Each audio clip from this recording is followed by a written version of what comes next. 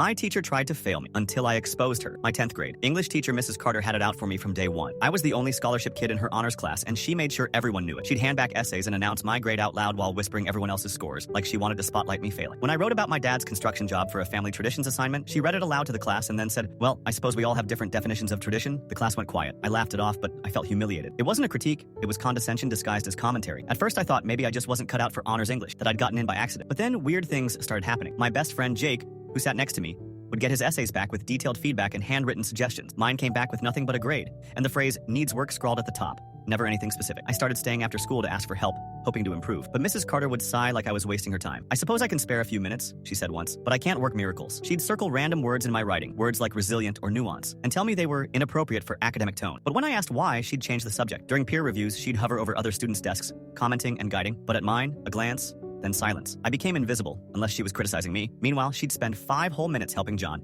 who clearly didn't need it. In class discussions, whenever I made a point, she'd immediately turn to someone else and say, "Would you like to rephrase what they meant?" Or, "Can someone fix that interpretation?" I started doubting myself, thinking maybe I really wasn't that smart. Maybe I didn't belong there. But then came parent-teacher night. My mom, who works 2 jobs and rarely gets time off, rearranged everything to meet Mrs. Carter. She came home furious. Apparently, Mrs. Carter told her I was struggling to keep up with the academic rigor and should consider transferring to a more appropriate English level. My mom was confused.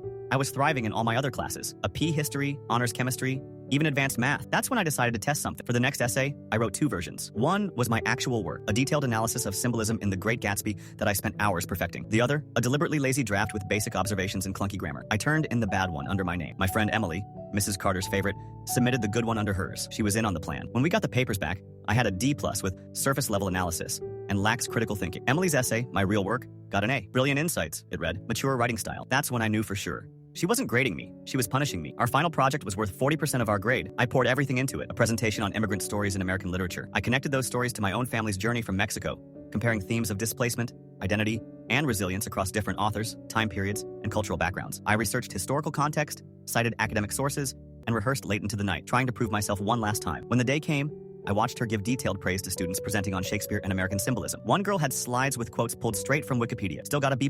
When it was my turn, I spoke from the heart. I tied literature to lived experience. I talked about the power of language and how authors who spoke English as a second language still wrote with more honesty and beauty than anything I'd ever read. When I finished, the room was silent. Then Jake started clapping. Others followed. Mrs. Carter didn't look up from her papers. "Mediocre effort," she said. C-. But here's the thing. I had recorded the whole presentation on my phone the night before to practice. My mom took that recording straight to the principal. An hour later, the school pulled my full presentation, all my writing, and Mrs. Carter's grading records. It turned out I wasn't the first. She had been systematically undergrading scholarship students, mostly kids of color, for 3 years. By Christmas break, she was gone. And every time I doubt myself now, I remember that moment. Because sometimes it's not about being smart enough. It's about someone finally listening.